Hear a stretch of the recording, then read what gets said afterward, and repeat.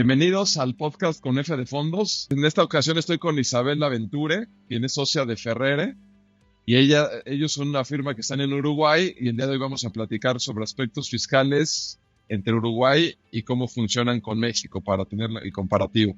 Bienvenida Isabel, muchas gracias por tu tiempo. Muchas gracias, Federico, por la invitación. Es un gusto dedicarle estos minutos a la conversación. Isabel, pues entrando en el tema, y quisiera saber un poco cuáles son los impuestos que aplican en Uruguay, para ir conociendo y comparándolos con los de México. No sé si nos puedes platicar. Sí, claro. En Uruguay tenemos lo que llamamos el sistema de imposición a la renta, que es básicamente la existencia de 3 impuestos distintos a la renta según quién sea el contribuyente. Entonces tenemos el IRAE, que es el impuesto a la renta de las actividades empresariales, y es el corporativo, digamos, el que tienen que pagar las empresas residentes fiscales uruguayas. Luego tenemos el IRPF, el impuesto a la renta de las personas físicas, que es el que pagan, como su nombre lo indica, las personas físicas residentes fiscales en Uruguay también. Y luego tenemos el IRNR, que es el impuesto a la renta de no residentes, que lo van a pagar las personas físicas o jurídicas no residentes en Uruguay, pero que generan una renta de fuente uruguaya. Tenemos los otros 2 impuestos que son relevantes en Uruguay a nivel nacional, son el IVA y el impuesto al patrimonio.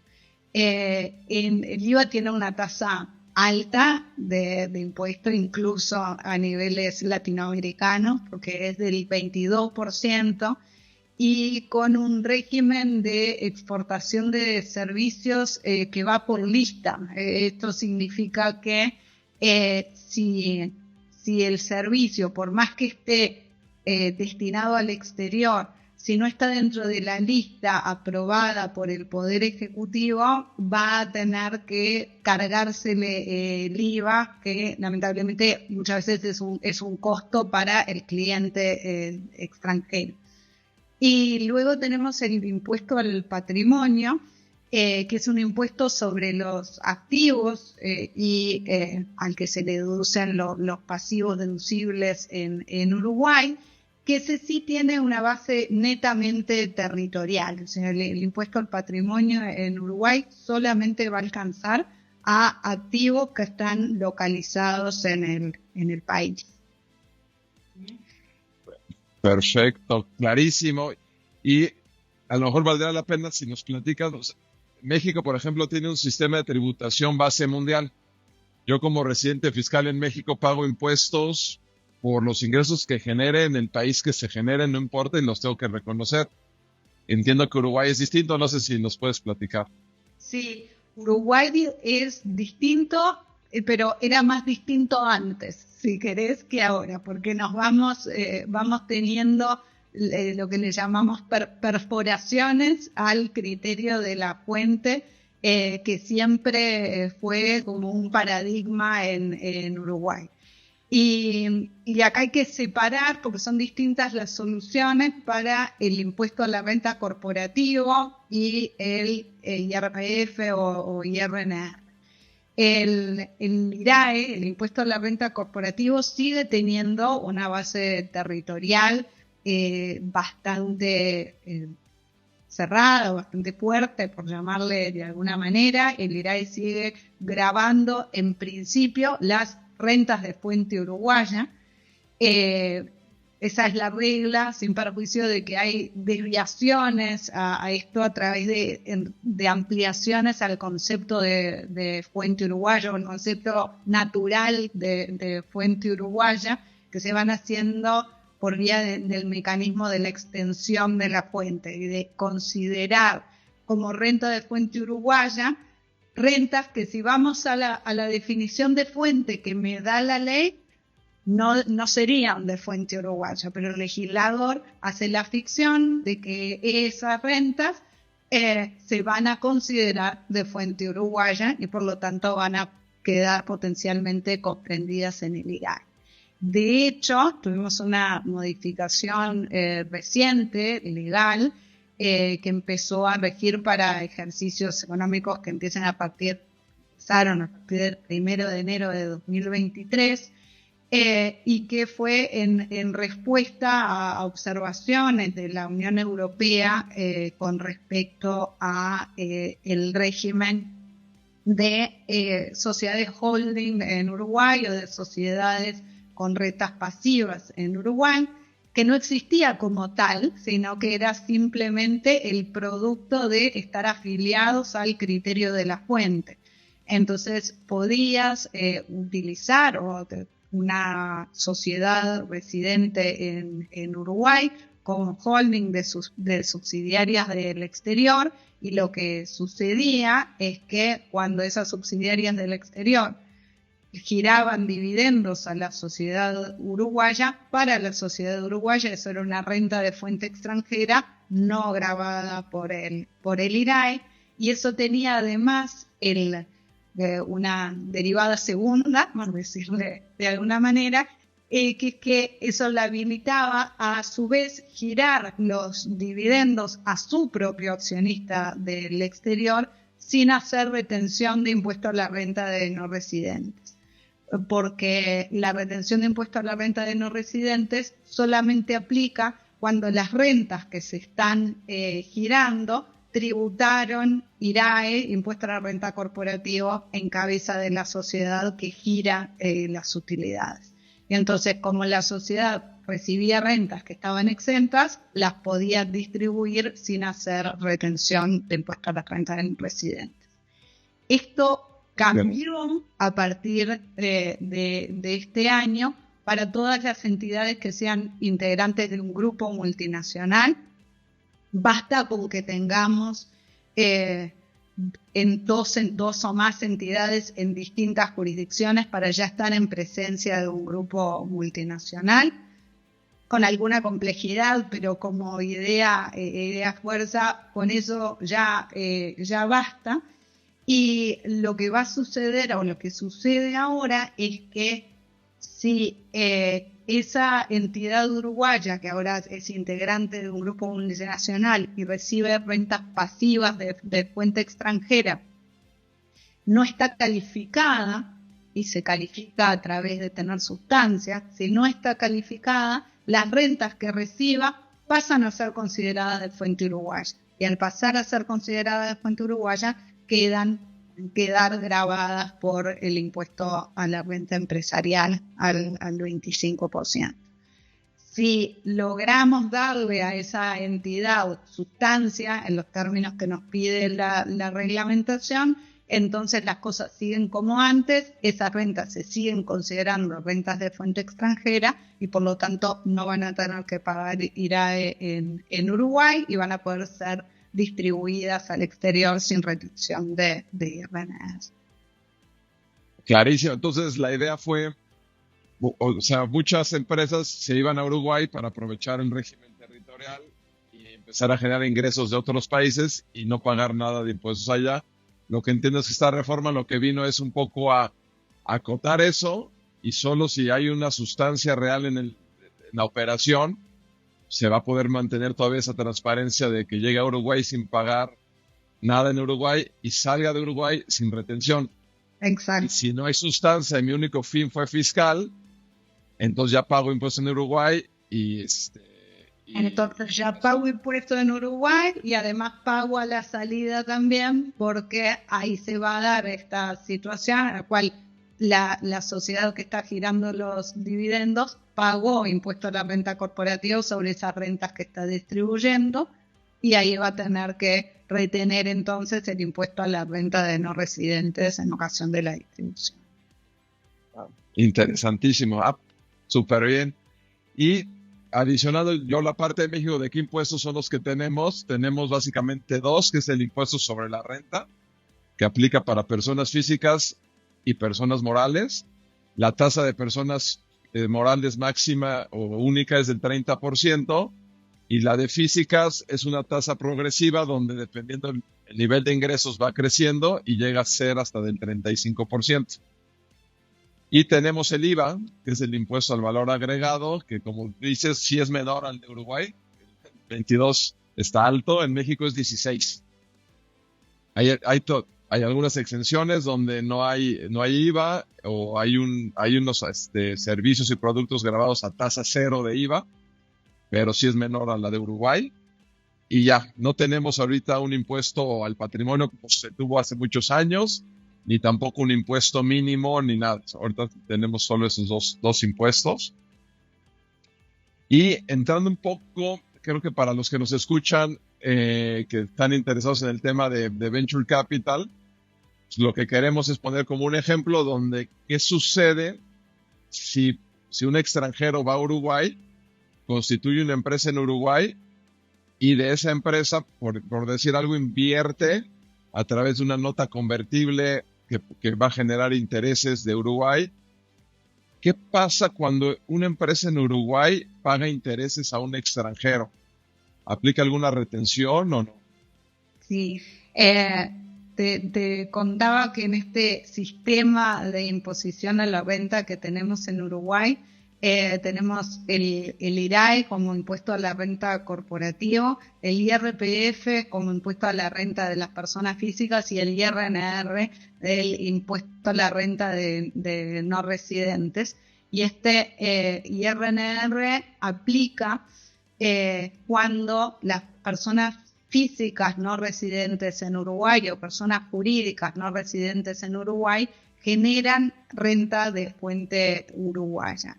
De regla, el IRNR se paga por vía de retención.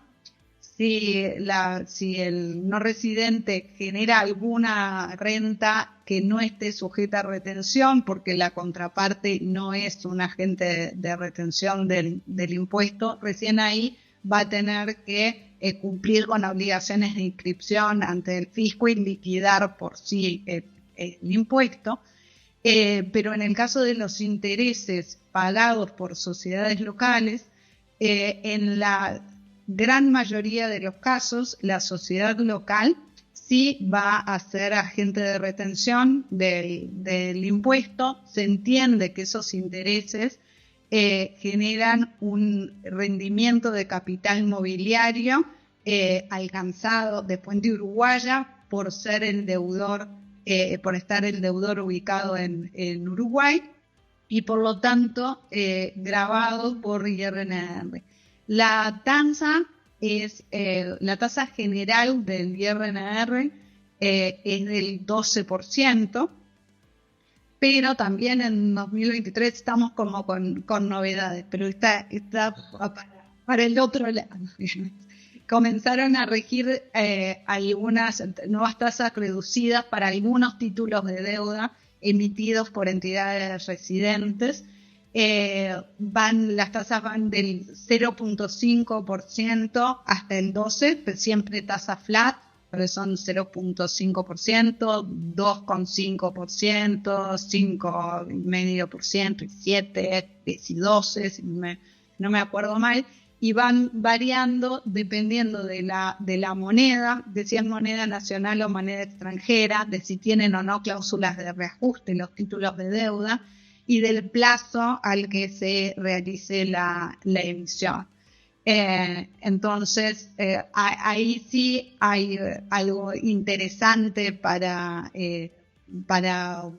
ver cómo se puede armar la emisión hecha por la sociedad uruguaya de forma de minimizar el impacto en el IRNR. Clarísimo. En México es igual, cuando un extranjero recibe intereses de fuente de riqueza de México, o sea que el pagador es una empresa mexicana o una persona mexicana, aplican retenciones que van del 4.9 hasta el 35. Ahí sí es mucho más alto la máxima de retención. Depende de quién es el que lo paga, quién es el que lo recibe y un poco también de cómo derivan esos intereses. Pero sí van del 4.9 hasta el 35. Y hay que ver, obviamente, igual los tratados celebrados fiscales entre México y los distintos países, donde muchas veces se topa al 15% la máxima, ¿no? Sí. Entonces eso luego puede ayudar. Sí, de hecho en el de Uruguay y México, si no recuerdo mal, está topeado al 10%, con lo cual, dependiendo de cuál sea la tasa aplicable, vas a tener la posibilidad o no de reducción en base al tratado. Si estás en la tasa general del 12, ahí vas a poder tener un ahorro, 2 puntos de beneficio en base al tratado, pero ya después estamos siempre por debajo del tope de tratado. Perfecto, clarísima. Entonces sí, cuando entramos con notas convertibles derivan intereses, ya sabemos, tanto en México a extranjeros hay retención y de Uruguay a extranjeros también hay retención y con posibilidad de reducir la tasa. Perdón, pero si estuviéramos hablando de una persona física residente en Uruguay que hace la inversión, la nota la emite una sociedad mexicana, esos intereses en Uruguay están grabados por impuesto a la renta, porque hoy les conté de estas extensiones de la fuente para el caso del impuesto corporativo, pero también tuvimos extensiones de la fuente, está ya más atrás en el tiempo, para el IRPF. El IRPF en Uruguay es un impuesto dual, prácticamente es como si fueran dos impuestos en uno. Tenemos por un lado grabadas las rentas del trabajo, y por otro lado grabadas las rentas de capital. Son liquidaciones que se hacen por separado. Y en el caso de rentas del trabajo sí se sigue grabando en principio las rentas de fuente uruguaya, pero para rentas de capital desde el 2011 tenemos una extensión de la fuente que es solamente para los rendimientos de capital mobiliario, no para las ganancias de capital. Eso no llegó a la extensión de la fuente, pero los intereses me califican como un rendimiento de capital mobiliario, y por lo tanto están grabados por IRPF a la tasa del 12%, pero con la posibilidad de tomar crédito fiscal por la retención que me hayan hecho en el exterior. Así que es muy probable que con la retención que suceda en México, el residente fiscal uruguayo no tenga que pagar en Uruguay, porque va a tomar el crédito simplemente.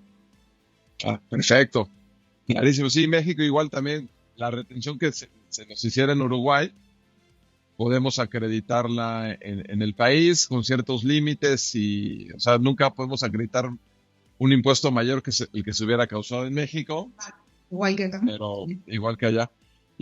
Pero igual también lo podemos acreditar. Y yéndonos, cambiando un poquito, supongamos que ya alguien invirtió, un extranjero, en una empresa uruguaya, generó operación en Uruguay y ya tiene utilidades que puede subir como dividendos. Ya nos platicabas hace rato un poquito. Si la empresa uruguaya da un dividendo a un extranjero, aplica una retención, ¿no? Porque comentaba. ¿De cuánto sería la retención? Ahí la retención es del 7%. El impuesto es el mismo que hablamos antes para los intereses, es el impuesto a la renta de no residentes. También se paga por vía de retención, que está obligada a hacer la sociedad uruguaya, pero la tasa es menor, es del 7%, en ausencia incluso de tratados de doble imposición, en base al cual lo puedo reducir más. Creo que en el de Uruguay y México está en 5% el tope de dividendos, parece. En algún otro tratado, eso es lo habitual, es que tengamos 5 o 10 de tope. En algún tratado, España es el tratado más amigable, por decirlo de alguna manera, y hay situaciones específicas en las que directamente se elimina la retención de dividendos, pero no es la solución en general en el resto del tratado, donde a lo sumo llegarás a una reducción al 5%.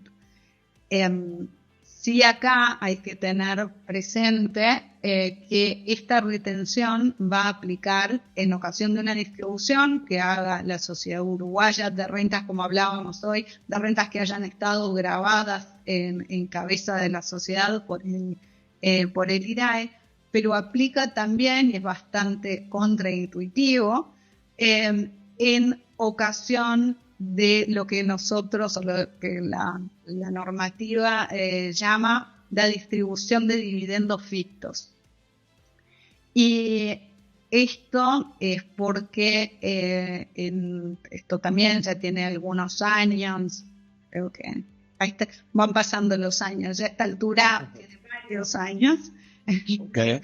16, pero bueno, se identificó que muchas veces las sociedades uruguayas no distribuían dividendos, un poco para diferir o evitar esta retención de impuesto a la renta de no residentes o impuesto a la renta de las personas físicas, porque en este caso es igual, que aplicaba en la distribución de dividendos. Y entonces se creó este régimen de dividendos fictos, donde si la sociedad genera ganancias y no las distribuye por más de 3 ejercicios y empieza a tener una utilidad acumulada con una antigüedad mayor a 3 ejercicios, se va a entender a efectos fiscales, obviamente, que existió la distribución, y entonces se va a tener que adelantar, en definitiva, el pago del impuesto a la renta de no residentes o del impuesto a la renta de personas físicas, como si se hubiera hecho la distribución.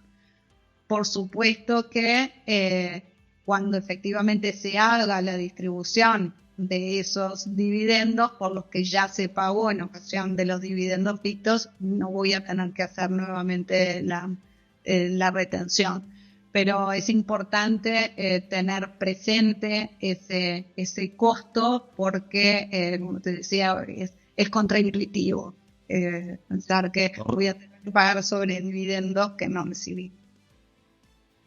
Correcto, mira, en México igual tenemos, si una empresa mexicana da dividendos a extranjeros o a personas físicas mexicanas, aplican una retención del 10% sobre el dividendo. Por tratados igual puede bajar al 5% y ahí habría una reducción. Y si el dividendo lo recibiera otra persona moral mexicana, no aplica retenciones. Entonces hay como un libre flujo de dividendos mientras estén empresas mexicanas. Acá funciona igual, exacto, acá tenemos lo mismo, exactamente, o sea, los contribuyentes de IRAE tienen exentos los dividendos que reciben de otros contribuyentes de IRAE. Entonces, recién cuando sale de la órbita de entidades residentes, personas jurídicas residentes en Uruguay, el dividendo, es que voy a tener que hacer la retención de IRNR o de IRPF. Pero el cálculo de dividendos fictos hago como el omiso medio de esa sociedad que interpuse, entonces me va a importar la antigüedad de los dividendos, de las ganancias, en la sociedad operativa. Ok, no, es interesante también cómo opera esa parte de dividendos. Y pasando al tema de ganancias de capital, supongamos ya está la empresa uruguaya, ya operó varios años y ya el accionista quiere vender sus acciones. ¿Qué sucedería en Uruguay con la venta de acciones? Ahí nuevamente tenemos un evento que dispara el impuesto a la renta de no residentes y lo hace sobre una ganancia ficta que es el 20% del precio de transferencia de las acciones. Y eso nos lleva a como la tasa del impuesto es del 12%, ahí tenemos una tasa efectiva a la salida de la inversión del 2.4% sobre el precio de transferencia. Ahí me perdí o sea, si vendo las acciones en 1,000, ahí aplica un pago del 20% sobre los 1,000. Si vendo las acciones a 1,000, la norma lo que me dice es que 200 es la base imponible, y entonces a esos 200 es que le aplico el 12%. Ah, ya entendí. Lo que me da la reglamentación es una base ficta obligatoria. No puedo decir que en realidad yo gané menos dinero, porque imagínate que lo hubieras invertido 900 y las vendés a 1,000, tu verdadera ganancia fue 100. El problema es que la normativa me obliga a considerar como ganancia el 20% del precio de transferencia. Eso hoy está siendo cuestionado a nivel judicial, porque esa solución no está en la ley, sino que está en un decreto reglamentario de la ley, y se está cuestionando.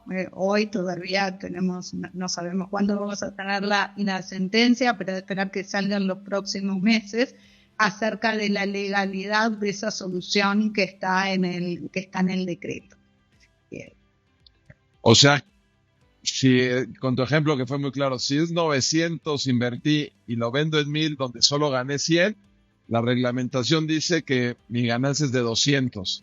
Sí. Pero si invertí, por decir algo, vámonos al otro lado, invertí 100 y lo vendo en 1,000 donde mi ganancia es de 900. También vas a considerar los 200.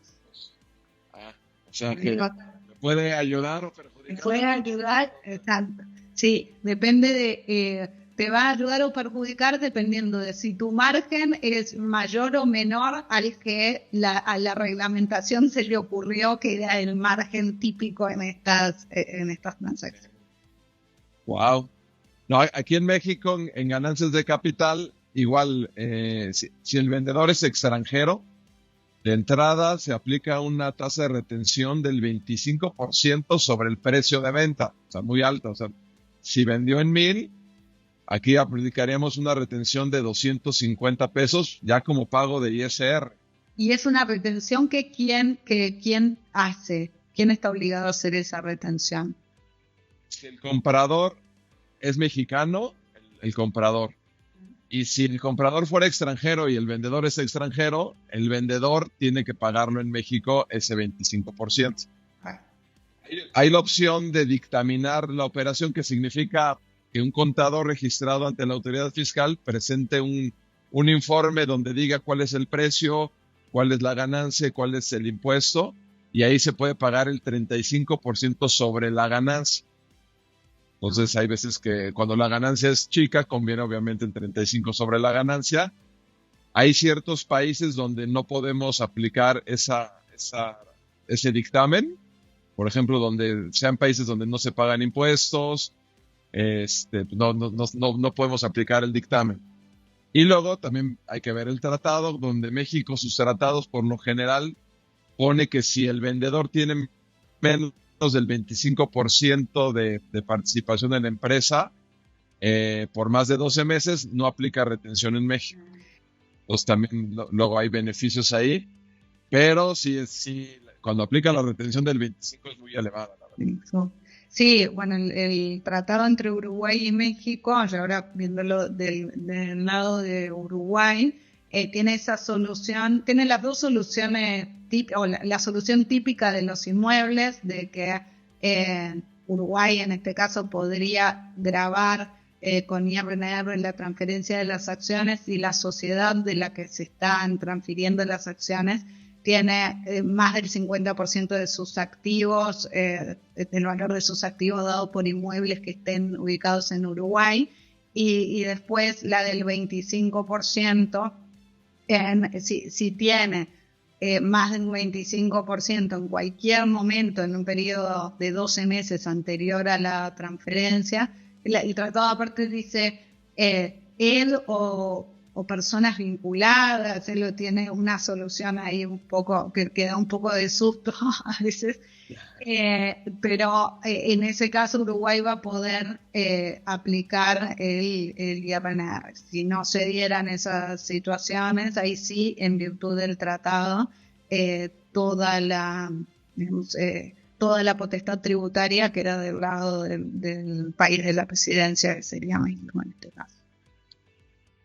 No, pues súper interesante, la verdad que digo, a los que nos escuchan ahorita, esta plática creo que da para más tiempo y para más temas que podemos luego en pláticas futuras abordar, pero el objetivo inicial, que era platicar un poco del sistema de tributación de ambos países y cómo se tratan a los intereses, dividendos y ganancias de capital, ya lo tocamos. Espero que la gente que nos escuche, si tiene dudas o algo, por favor, escríbanos, ahí van a estar nuestros datos. Isabel, no sé si quisieras agregar algo más. No, de mi parte volver a agradecerte la oportunidad de compartir la charla y todos estos datos. Me imagino que son varios, como decís, dan para mucho más, pero creo que es un buen primer paso para dar inicio a conversaciones futuras. No, te agradezco a ti tu tiempo, toda tu explicación que estuvo súper clara y nos ayuda a conocer un poco más lo de Uruguay, los cambios que han habido recientes que están muy interesantes, y agradecer tu tiempo, y nos estamos viendo a la gente que nos escucha en el siguiente video, y nuevamente muchas gracias, Isabel. Gracias a ti, gracias. Saludos para todos.